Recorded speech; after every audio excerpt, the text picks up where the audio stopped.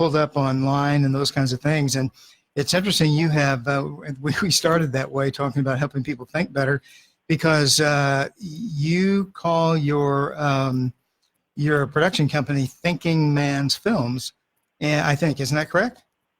Yes, that's correct. Yeah. And so, and to join his group, you become a thinker. That's right. And Ann and I are thinkers because we're on board. So we're officially thinkers.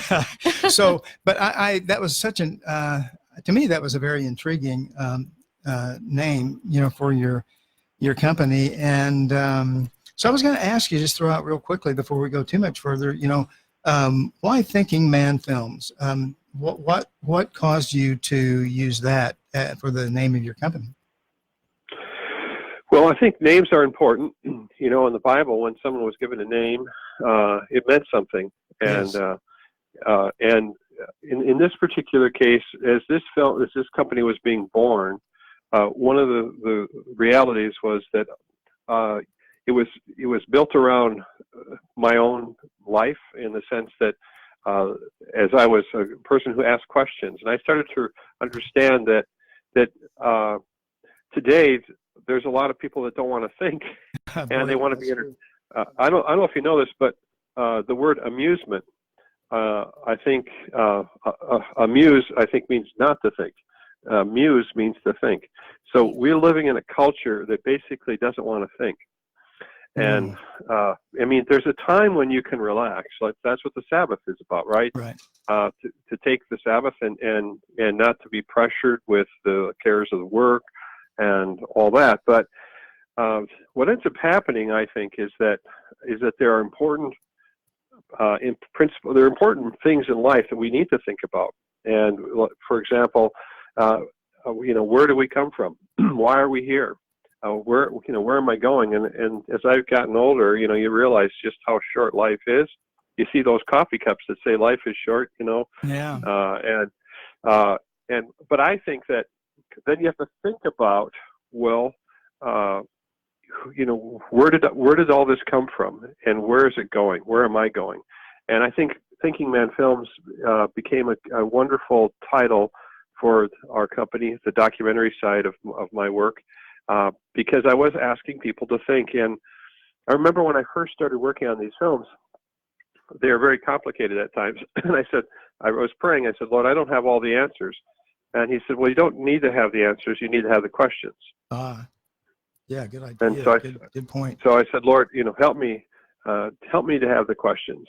And that's what we build our films around, is questions. Well, and your films are incredible. I mean, you've produced and directed a film on the Moses controversy, on Exodus, and these are biblical themes. I mean, these are mighty biblical themes and issues that you are addressing in your films. And it took courage, it took a lot of hard work and money and all kinds of things like that to produce the quality of films that you've produced. And so you have another one coming up. Red Sea Miracle, and we've seen the first two a couple of different times, and we're just really thrilled about this one that's coming out February 18th in theaters, and so we're really excited about it.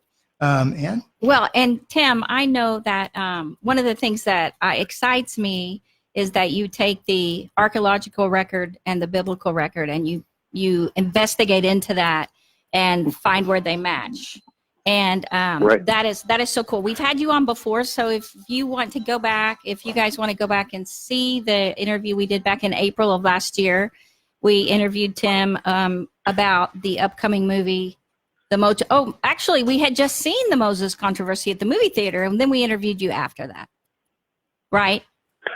Yeah. I'm trying to remember, because I have so many interviews at times that I can't place them all. Yeah, so that was exciting. And before that, it was the Exodus. And so we love them. And this new one is going to be February 18th, right? That's correct. Yes, the Red Sea Miracle. Now, what's interesting about this is that this film was the one I started with 20 years ago. It's the one that I thought I was going to be making. And these films have taken a long, long time to produce. In fact, one time I was sitting in church after the first year and sort of confessing, I said I was sort of to myself and the Lord, I was like, Lord, forgive me. I feel like I'm a liar. I said I'd be done with this in a year, and I said, I don't know. I have no idea even how to make this film. And I felt like something spoke to my heart, like the Lord spoke to my heart and said, these films will be done when I say they're done, not when you're tired of working on them. What you're building is a fortress, not a facade. If you build a facade, people will knock it over. But if you build a fortress strong on all sides, as it rises up into the culture, people will attack it, but they won't be able to destroy it. They'll just have to deal with it. And I think that the films that we started making have multiple viewpoints. And I think that the strong on all sides was building the different viewpoints. And those viewpoints allow then the viewer to basically hear the information and actually make a life-changing decision. A decision to say, there is a pattern of evidence that matches the Bible. And it's right there, and it's in the right sequence. And so that Exodus film established the presence of the Israelites, and it also established the conquest of the Promised Land. The next film, The Moses Controversy, established that Moses had the ability to write. And not only that, but this writing system of all of the basis of our alphabet shows up, is first found in Egypt, in the very location where our first film shows that Joseph and his family lived. So what you're seeing is that somebody who was not Egyptian took hieroglyphics, modified them into what became Proto-Sinaitic, and I think early form of Hebrew, and many others think that, and that became the basis of all alphabets. And why is that important? Well, in order to know God's word, you have to know how to read it. And then Moses, wrote the Torah. And so we had to basically connect all those dots. You could have other writing systems, but the average person didn't know how to read them. They were kind of a barrier to knowledge because they were very sophisticated. Only kings and scribes and people of higher education had knowledge. But with an alphabet, God allowed the common person to actually be able to read and write. And that's what Moses commanded the Israelites. He said, write these commands on your doorposts. Mm-hmm. And that was our second film, was the Moses Controversy, showing that Moses had a writing system. And it shows up at the time of Joseph, and it would have been available to Moses to identify and write down an eyewitness account of the Exodus journey. That was our second film. And now our third film, The Red Sea Miracle, which we're excited about on February 18th to release, and it's over 800 theaters as a Fathom event, is coming out. And that film is so big that it's going to take two films so it's a two-part feature event. The first is in February 18th, and the second one is May 5th, and it's The Red Sea Miracle. Well, we're excited about that one coming out. I've as we thought about this, Ann and I have talked about this a lot, and just the fact that you have addressed major themes, major important events in the history of God's people, the Old Testament, and this, I don't know if there's one bigger than this one. The thing is, one of the things that intrigued me was the fact that once you begin addressing a particular issue, often it's like peeling off the layers of an onion, to use an analogy like that. But the thing is, you uncover more things, and so it's not just the fact that you're addressing the issue of where did they cross, then you say, well, did they cross? And then you say, well, did they ever leave? And so there's so many questions that are thrown out there that come out that probably would have just continued the work that you had to do on the film to get to the place where you could really put it together to make a major statement. Yes, it took this last 20 years, I think, with potentially hundreds of interviews and hundreds of trips into multiple parts of the world to basically start to have an understanding, as you said, peeling off layers of the onion. There are sometimes when I would do an interview with a scholar, let's say in England or in Israel or somewhere, and I wouldn't know what they were talking about at the time, not until 2 or 3 years later, when they were saying something that connected with someone else. And what ends up happening is that the role that I've been able to have as a builder, if we talk about building something, is there's lots of bricks out there. that are just sort of sitting around, that people have spent a long time carving this brick of information. But it has to be built into something. And as a builder, as someone who's building a fortress of truth or knowledge or understanding, I'm able to take and find these different bricks and then assemble them together so that in a film, it's scene by scene, line by line, the verse by verse. When you say Rahab, for example, Rahab in the story of Jericho, there was a portion of the wall, the Bible says, that didn't fall down because she was protected the spies. Right. And what do we find? I bought this book that was from 1900s, and with the actual drawings of the Germans that went there, and you can see that portion of the wall that didn't fall. And you start to do these interviews, and you start to realize that all these different pieces are interconnected. And so the testimony of the fact that when the walls of Jericho fell down, one portion didn't fall, that's exactly what was found thousands of years later when they uncovered the wall, that one portion of this wall was still intact. And that could have been where Rahab lived. And so all those little patterns of evidence start to build the case, and you put them in a sequence. And so between the name Thinking Man Films, what I'm calling people to do is to become thinkers. Don't be caught up in the sort of the entertainment that causes you not to think about the things that God has done, not to think about the things you're supposed to do because he created you. And I think that there are many things that people are supposed to be doing now, but they're kind of trapped in an entertainment world. And they're entertaining themselves when they should be working. Jesus was very busy. Yeah, go ahead. Well, no, I was going to say Jesus kept saying he was quite busy. He had to do the work of his Father. And I think we have work to do too.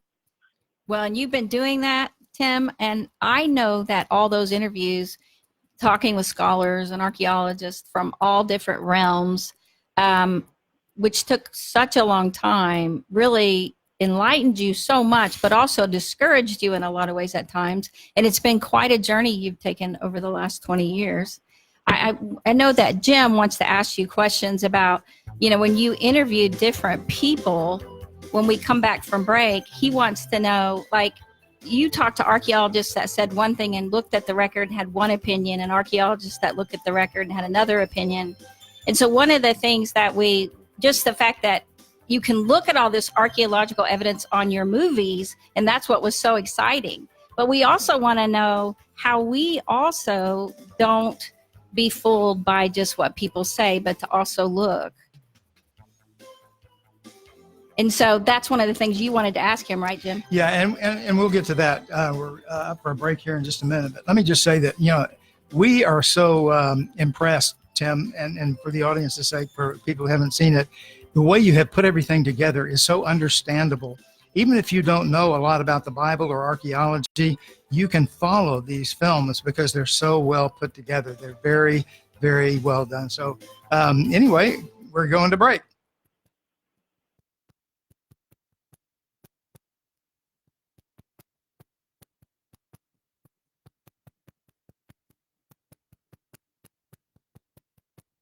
Wants us to bring her down, but she probably just threw on something, and didn't want to come up. But okay. I don't know how we're gonna do. Is your ringer turned down? Yeah, okay. Well, almost all the way down. Yeah. Is this still on? Okay, I'm gonna talk to Timothy. He's on there. Oh, okay. Let him know. Yeah. Hey, so the next segment is 6 minutes, just so you know. And Jim, why don't you tell him? That's what Jim was wanting to ask you about. What we right at the close there. Oh yeah. Okay. And some of these questions come from the Thinking Man posts that you've made and all, but I think something that would help people is answers to the question, when differences of opinion show up, how do I know who to trust? I thought that was a great question that you threw out, and our listeners might want to have some direction about that, because there are lots of differences of opinion, and so who do you know who to trust? That would be one thing. And then you also suggested that there are tools that people can use to identify weak or biased or faulty thinking, and I thought we might want to talk a little bit about that. Is there anything, Tim, because we didn't find those questions. I know you were going to send them to us. I couldn't find them. Is there anything specifically you would like us to ask? I emailed them today. Good. But Bring them right Jim, I sent them to both of you. But that one article you're talking about, how to, that was from Brian Rickett, and he's the expert on, how to go through that. So I'm not as clear on his arguments. But I will tell you what I found out was, I can talk about it though. Okay. Because what I've learned is that oftentimes there's an answer that people give you, which is the pat answer. Mm-hmm. But if you keep asking other questions, well, how do you know this, and what evidence do you have? And if you start to poke around a little bit, you realize that it's sometimes a very thin interpretation, mm-hmm. but oftentimes it's just one that they've made, and so you'll end up realizing that it's probably not as strong as they think they want you to believe if you only ask the first question. Yeah. Okay. And so I've oftentimes had more than one question for people, and in asking questions around that have allowed for them to back off a little bit. But and so it is about how do you interpret it.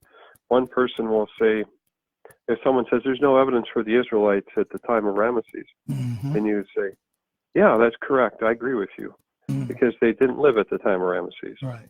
The issue then is, but there's plenty of evidence for the Israelites at 1450 BC.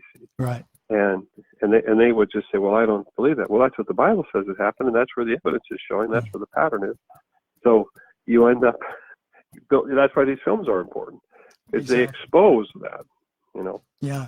I was going to, and I were talking last night, and I was thinking, just playing the devil's advocate a little bit, I wrote down the question, what difference do a couple of 100 years make in deciding when the Exodus took place? Mm-hmm. And it's a very important, crucial difference, those 200 years, because it determines a lot of different things, but that's kind of along that line too. Mm-hmm. Yeah. So. Well, if it's off, then like major destructions of cities and that are what they use and to determine when things happen. When was Jericho destroyed, and when were other cities destroyed? If you look at that. I've got to admit, it's getting better, a little better all the time. And now here's more Getting Better with Ann Beal on 1160 AM KBDT. Welcome back, everyone. You are joining us today with award-winning film producer, director Timothy Mahoney. Tim, you have worked on film in the biblical archaeology field, authenticity, reliability of Scripture, and really have asked questions that don't particularly depict you're not defending as you ask these questions a particular view. You're just asking the questions and looking at what's coming up in order to make some judgments and some decisions about what history reveals. And so again, welcome to you. We're glad you're here. We had talked during the break just about some tools, maybe a tool that or two that our listeners could use. We asked the question, when differences of opinion show up, and there are many differences of opinion about the interpretation of Scripture, what does this mean, and questions like that. How do I know who to trust? I mean, there's so many different voices out there. Some are liberal, some are conservative, some are in between, some don't know, whatever. But so are there any tools that we can use, any ideas about how to begin, knowing who to trust? Well, I think that for me, I've had the same question, obviously, of, how do I know when I hear scholars that are sort of, let's say, famous scholars that are saying things, some of them are saying things negatively about the Bible. Mm-hmm. And so I've gone and sought them out and asked them questions.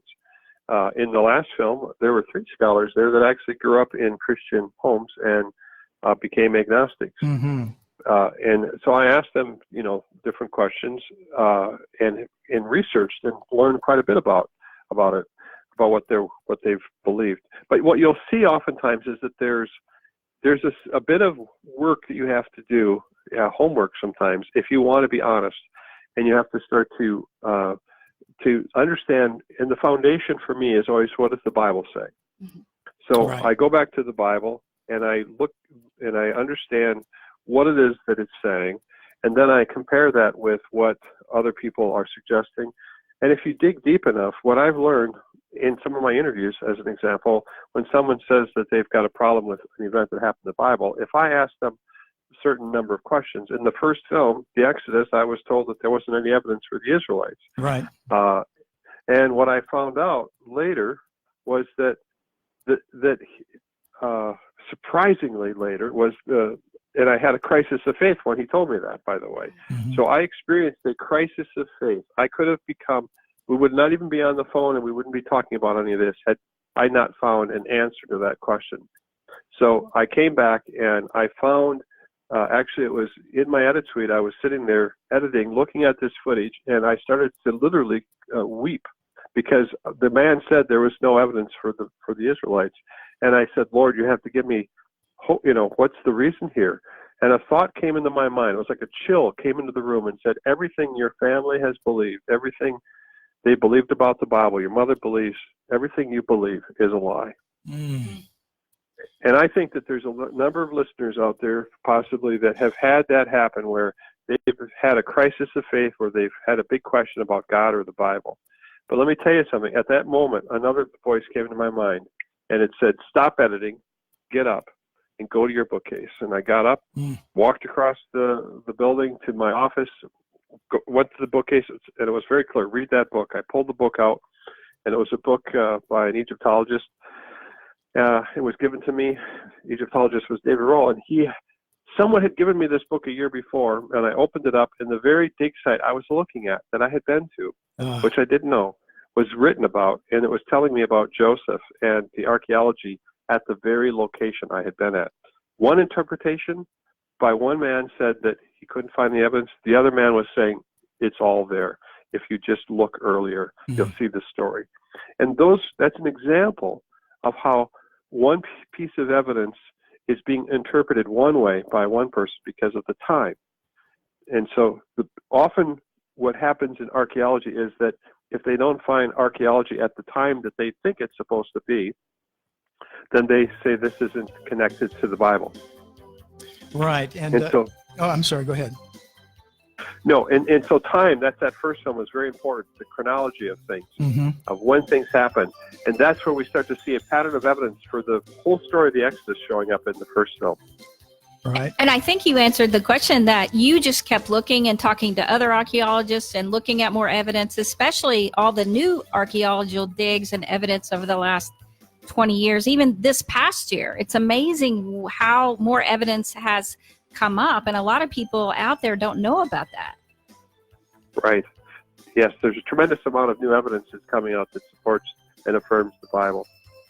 Wow. So when we get back, we want to hear a little more of that for sure. And then we also want to talk about all your resources as well, because not only are there DVDs of the movie, people can find it online, there are all these books and materials to help strengthen your faith. So stay right here. So did you get Yes. Yeah. Okay. Sorry about that. Are you there, Tim? Yeah. Okay. Did I answer that properly? I think it was okay. Yeah, that was great. I thought that was really a good segment.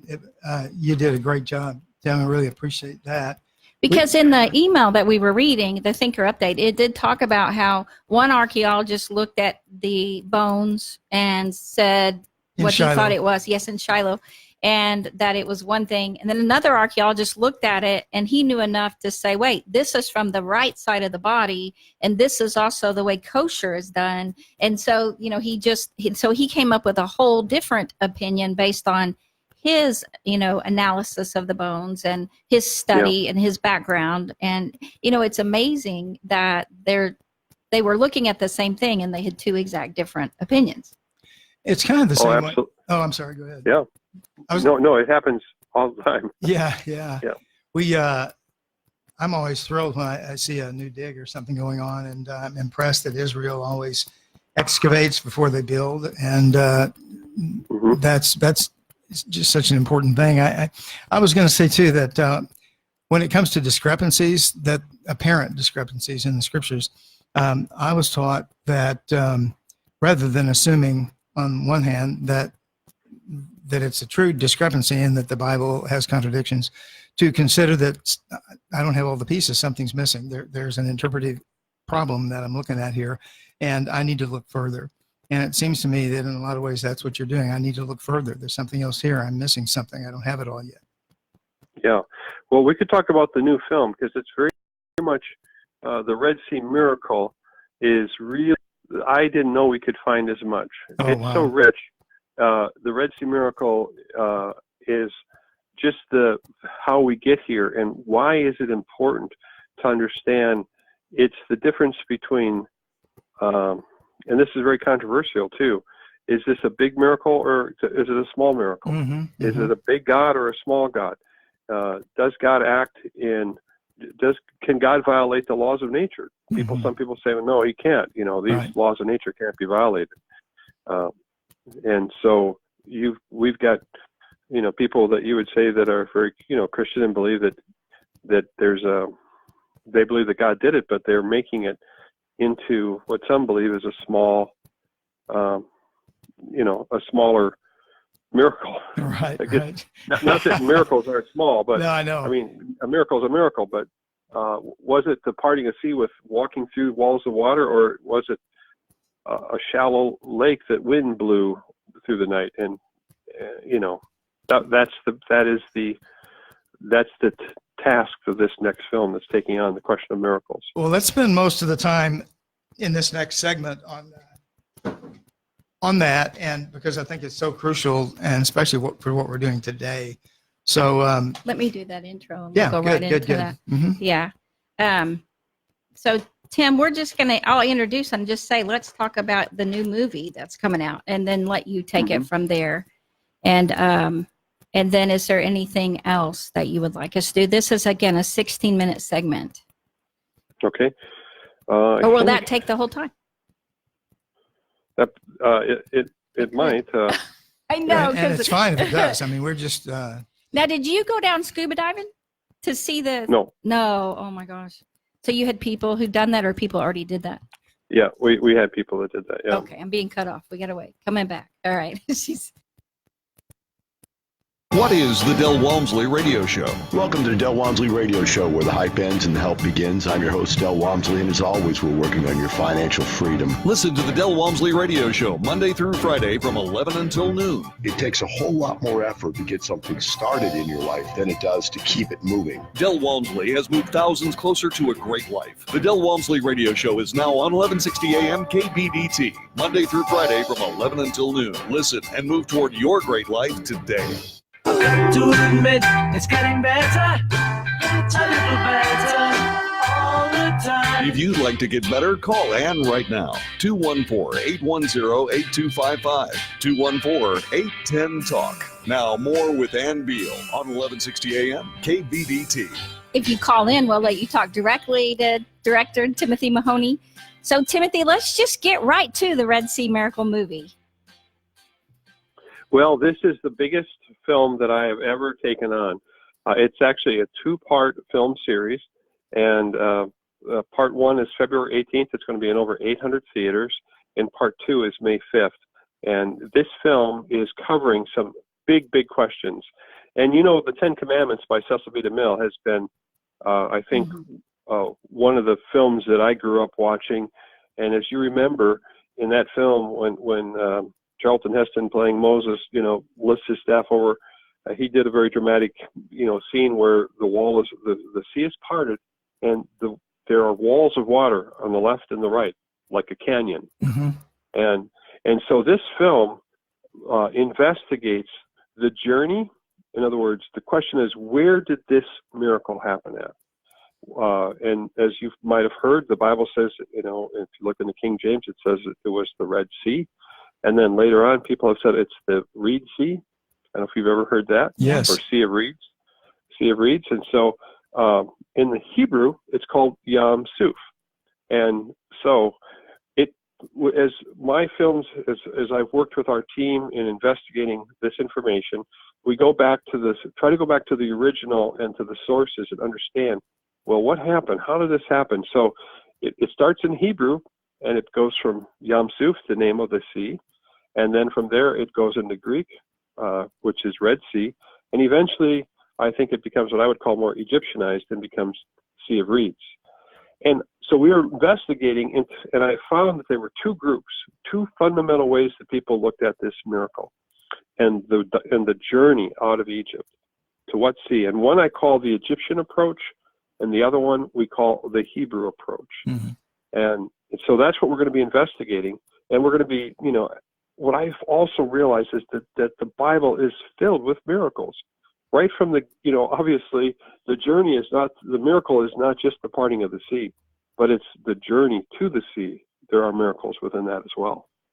And there are so many people out there that want to discount miracles. And I've heard archaeologists say you can't prove or disprove a miracle. Is that true? Well, actually, in part 2, we're actually going to show that you can prove a miracle. In fact, there's thousands and thousands of documented miracles that are proven. There's no explanation, let's say, other than a miracle. And in fact, we're going to take that on. And, our films have lots of recreations. So in this particular case, I'm going to be able to show you what a miracle would look like in an Egyptian approach, which would be a shallow area. You'll be able to see the Israelites passing through that, as well as what the miracle will look like in a deep sea setting. And we explore these two different viewpoints. But they also tell us something as I started to interview scholars about God. And in the scriptures, 3 times in Exodus, it says, and I will gain glory over Pharaoh and his army. And that, we know that the nations trembled and were fearful of this mighty act of God destroying the Egyptians in the sea. And yes, it's mentioned over and over in other passages. Yeah. And in fact, the scriptures say, don't forget what God did by bringing you up out of Egypt. With a mighty hand, he brought you out of here. So something's happening. The films that I make, as I had prayed about it, I believe they're films of remembrance and forewarning. Today, if we look at the story of the Exodus, it lives from that time until now. The lessons and the understandings of it are so interesting because, in a sense, the Israelites go through the sea. It's almost like a baptism, right? Right. And they come out the other side. And there will be some interesting theological insights in these films that we're going to share with you from the scholars who have studied this. Remember I talked about being bricks, and I get to be in a sense, the person who shapes and builds this mosaic of information and builds this pattern of evidence that you're going to see. And I think I've heard from some that have said this is the most inspiring film that we've made to date.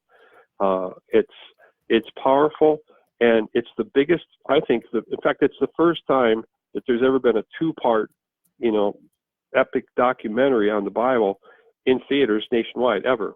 And that's why I think, it's important for people, if they want to go see a film like this, they can go to our website, patternsofevidence.com, see a trailer, and they can get tickets. They can find the theater where it is and get tickets. But this is going to be a very inspiring evening to take your Bible study group or your church or your Sunday school class, take your family. This is going to be quite a powerful event. And by the way, we're actually going to be filming the panel discussion for that with Ken Ham. He's going to be on the panel, and Kay Arthur is going to be on the panel. So we've got a number of different people that will be on the panel. Recall them all right now. We have already bought our ticket. Yeah, we've got them. And plan on taking a bunch of people, friends, family, just a bunch of people. But I can tell you that Jim was laughing when you were talking about the different views of the Red Sea. I saw him laughing, and I know because he always felt like when they tried to minimize it so small to just be going across a little part of the water. And he's like, well, how in the world people don't drown by getting their chariots stuck in the mud? They don't drown in a marsh. They don't drown usually. in a And marsh. so I was just chuckling because I've never even seen that portrayed, Tim. And I think it would be, I can't wait to see it because I would think it would portray some vast differences, and really questions would come up in the minds of those who take the minimalist view of that. Yeah, right. Well, when you start to see the comparison, in order for water to part in a shallow area with wind, it has to be no deeper than 6 feet deep. So somewhere between 3 feet to 6 feet deep is the depths of it. And so that's the challenge. The challenge is that there's scriptures that talk about the mighty depths and the mighty sea. So that's what we're going to be looking at. And it's, I think, going to be, like I said, it's very inspiring because we've been able to do recreations. In fact, today I'm going back into the studio, and we're just going to be watching it one final time and putting in some final special effects and animations and sending it off to get ready for showing in the theaters. So this film, I think if you've got any relatives that I've seen this happen, it causes them to think and think about spiritual things. We showed this film to an audience about 2 weeks ago, and there were some people that came there with their relatives who were not believers. And afterwards they said, you know what? They were very moved by it. And from that point on, they've been wanting to read the Bible. They've been wanting to spend time wanting to get into Bible study because it's provoked them. And that's not from me. I think that's because God's using this film in a unique way, these films, to fatally strike people with the truth. You know what I'm getting at? In other words, they're struck with the truth, and they know that they have to reconcile with it. They have to think about, what does this mean? If this is true, what am I doing about it? Have I maybe been ignoring God, or I've been ignoring what He wants me to do in my life? But if this is true and my life is brief, I need to be doing something with my life, or I need to turn my life over to God. And we get emails from people that are telling us that that's what's happening. Oh my goodness, that is so powerful, Tim, and it just demonstrates the divine component to this. I mean, I know it's God's work. He's inspired you to go and put a lot of time and effort and all of yourself into this, just about, and is just harvesting many people as a result of it, I think. I think that we can't. I didn't know that I was going to be doing this. I just knew that I was supposed to do something. And I think what we know in our lives is there's some things that the Lord has called us to do that we are supposed to do, and we need to be about them. But we can easily become amused. Probably more than any time in history are people able to amuse themselves and kind of be distracted from the things that God has called them to do. And that's a danger, and it's easy to do. But what I would encourage people is that if they want to get inspired and want to have their faith affirmed, and they want to bring others to have their faith affirmed, or maybe get them talking and thinking back about biblical things, this film is going to be a tremendous event. What better place to go than bring them to a theater, buy them a big box of popcorn, and sit down. And I can tell you it's going to be quite an evening. These are events. We've got a pre-show, and then the movies start, and then there's an intermission. So it's like a 2.5 hour experience. It's going to be an amazing experience. I'm going to take you to see things that you've never seen before, recreations and visualizations. This technology didn't exist, back when I first started.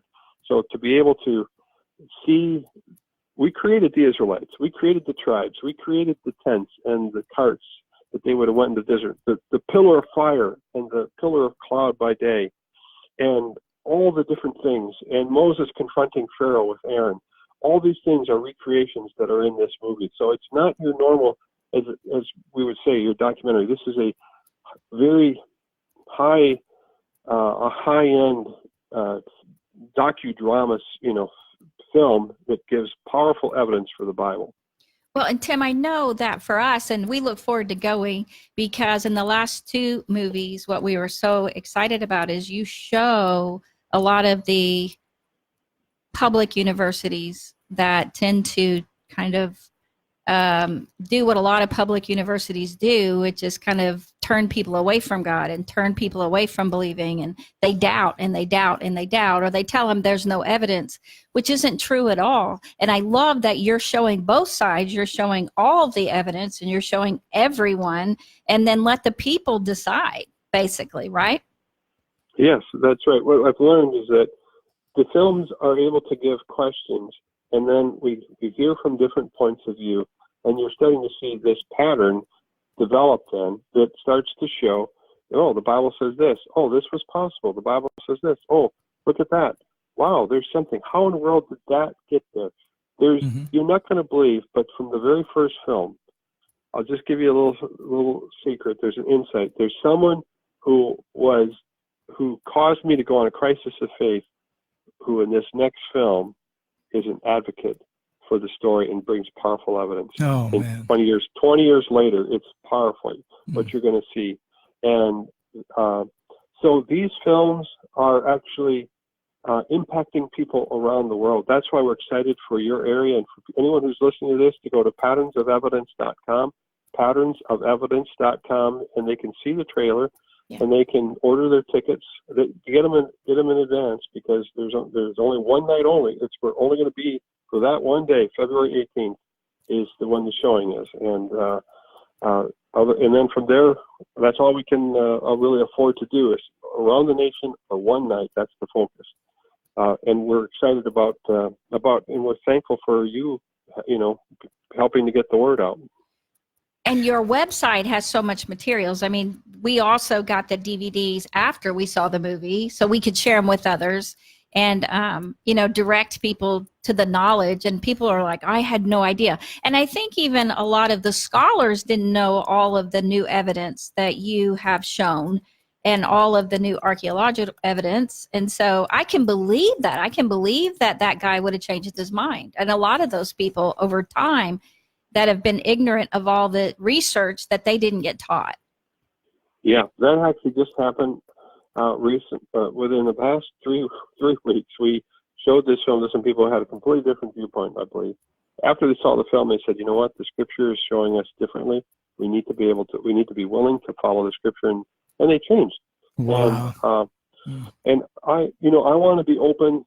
I'm just asking the questions. I want to be careful that I don't, I asked the question one time to Ken Ham, and he said, it's okay to ask questions, because lots of young people are asking tough questions. Mm-hmm. We've got to be able to show them that there is evidence for these tough questions.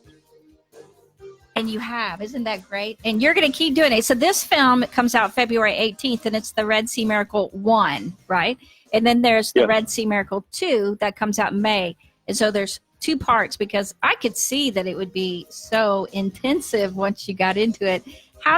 So this movie is a culmination of all your studying and all the research you've done for all the movies. Is that true? Right. There's more to come. There's a whole series of films, hopefully, Lord willing, they'll be coming after this. Wonderful. So stay right here. When we get back, Timothy, I want you to let people know what else they can get from you and all the information, even for young children and teenagers, the resources you have. And so stay right here so Timothy can let you know all that.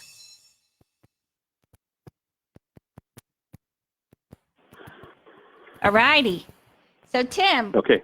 What do we need to do now? We have 5.5 minutes in the last segment.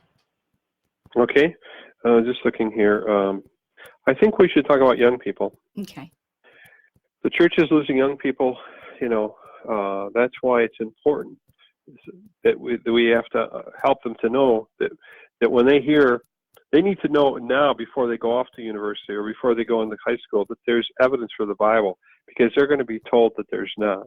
They're going to be told that the scriptures are just fairy tales. Mm-hmm. And so that's why I think we're getting people to think, starting back to think, because young people are going to be influenced by, their professors, that they're going to think are a lot smarter than their parents. And there's a lot of professors that just can't wait to get kids out of their, away from their parents' mindset. Yeah. Well, and I also find that kids who've gone to counseling at their university, or their advisor, I mean, I've had so many parents, even missionary friends actually, who their kids have turned against them immensely when they've gone to college. And and they come back around after about 5 years, or 3 to 5 years. And then they feel so bad, and that the college had kind of turned them away. And it's not the whole college, it's just certain people there, and it's usually those public schools that are extremely liberal. I don't know why they want to do that. But I'm looking at your family Bible study that you have and the Young Explorers Patterns of Evidence. And I also saw that on your Instagram. And all of these social media are patterns of evidence, right? Yes. Okay. To direct everyone to that. So this family Bible study pack is with these 5 CDs is pretty incredible. DVDs. What did I say? CDs? DVDs. Yeah, DVDs. Yeah, DVDs. Yeah. Mm-hmm. Yeah. Did I send those to you? Yes, you did. And we appreciate it so much. Yeah, and it covers a lot more, but you break it up. You break it up into the adventure of Abraham's promise, the amazing rise of Joseph, Israelites, the case of the Israelite slaves, and the wicked Pharaoh. Are they investigating? Because we have not watched the children's ones yet, the teenager ones. Yes, we go on an investigation. They go with me, and we go hunt for that. And you have it, and you have yourself and the kids in the places. I mean, did you see that? Mm-hmm. So you digitized yourself into all these locations. That is amazing. Yep. I don't know what they call that. What do they call that? Well, we have a thing called the exploration chamber that allows us to go into different places. So. Well, that's one more thing that we're going to need to look at so we can tell people about it. Just saying, we just went over and over and over those trailers, all of your trailers, and we just got so hyped about that and everything. It was great. And so we want everybody to look at the trailers, but also to buy their tickets. And what can they do? I mean, maybe you can address that. I know that works like this are dependent on financial support and that kind of thing, and getting the word out. We got to do that. And so we wanted to know how to tell people how to do that. Can you do that, Tim? I will ask that right at the you can do it at the beginning. Yeah, I just want to make sure they know. They know what now? How to help fund your projects. Projects. Yeah. Oh, we're still working on trying to. To admit it's getting better, a little better all the time. You're getting better all the time. Now back to Ann Beal on 1160 AM KBDT. We are looking at the Patterns of Evidence Young Explorers series by Timothy Mahoney. It is actually DVDs that actually are more like movies, actually. And it takes the young explorers and Timothy, and they go into a chamber and they end up in these different locations. And it's a 5 DVD pack. Tim, I love these. I was really impressed to do it. This was for the first film, Patterns of Evidence, the Exodus. We would have families come and young children, and I could see that these were some bright kids that would come up and ask all sorts of questions. They were sitting there watching the first film as 8 years old, 7-year-olds, 9-year-olds, and they were mesmerized by what was happening, and I could tell that they were thinkers. Now the challenge is that a lot of young people today have questions, and sometimes they don't get them answered, and they go off to high school and they go off to college, and these professors tell them that completely different world philosophy, and they basically the children then feel like, well, the Bible's not true, and I can't believe it because it's not historically true. And so many young people today are leaving their faith because they don't believe that there's any historical credibility to the stories of the Bible. Patterns of Evidence, and we're talking about young explorers, helps to build a basis for that. That's a children's series that we created, and it's also a homeschool product for people who are interested in homeschooling. And we have it for both young children and for high school. And we also have a book called The Evidence of Faith, which is a small group study. The Evidence of Faith has questions at the end of each chapter and videos for each chapter, and you can go through that. And that's why is it important that we have a historical faith? And we talked a little bit about why is it important that the Bible is historical. It's not just it's not just good allegorical stories. Right. Was there really a Moses? Was there really an Exodus? Well, Jesus talks about Moses, mm-hmm. and he identifies that Moses existed, and because of that, what we realize is that some people are saying, well, if Moses didn't exist and Jesus acknowledges it, then they say, well, then Jesus doesn't know what he's talking about, and why should we believe in Jesus either? Mm-hmm. Right. So it's all built upon itself, the history of the Bible, and it's the fact that God has a plan. It says he's got a beginning of time, and there's going to be an end of time as we know it, and that his kingdom is coming. And so we've got this short little space as we're, our little planet circling the sun to make a decision. Who will we serve? Will we serve ourselves and entertain ourselves, as it were, to death, as some people would say, entertaining themselves to death?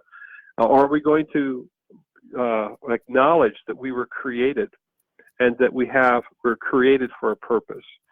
And these films, the Patterns of Evidence films, I think, help to establish that the narrative of the Bible historically has a pattern of evidence that affirms the Bible.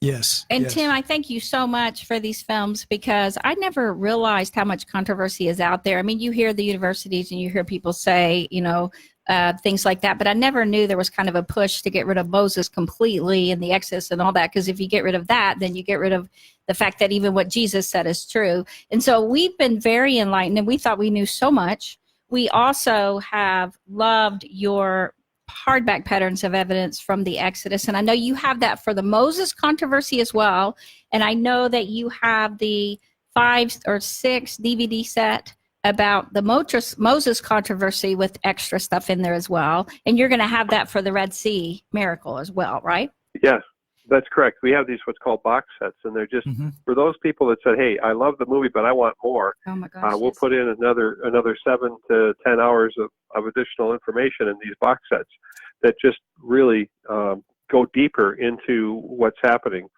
So once again, the next big movie is coming out, The Red Sea Miracle, Part 1, February 18th. You go to patternsofevidence.com. That's where you can get tickets, patternsofevidence.com. And you can learn so much about Timothy on every social media. It's always all called on Instagram, on Twitter, and everything, Patterns of Evidence. And you can follow him by becoming a thinker. And so you'll see all there, you can become a thinker, you can join Timothy, and he sends you these updates all the time for all the new archaeological evidence that they find. And over 2019, I can't believe how many we got, and we learned so much about the new evidence that came out in 2019. And we just thank you so much for that, Tim, and we thank you for being here. Thanks, Tim. So good to have you again. Great to hear your voice and to get your input today. Thank you for having me. And we want to have you back for the next one. So let's plan on that. So everyone out there, go buy your tickets for the Red Sea Miracle, February 18th. Go on patternsofevidence.com, and we'll see you there.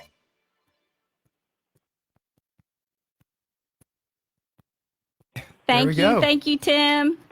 Oh, that's great. Well, thank you. And are you going to be at NRB this year? We are going to be at NRB. We're making every effort. No, we were just told it's in February, right? Isn't it in February as well? Somebody said we're going in February, and I'm like, yeah. So we're going. So well, that's yeah. So we'll see you there. That's like next month. I know. We're excited. So thank you, and I look forward to seeing you. Take care. Okay. God bless you. Bye bye. God bless you. Bye bye.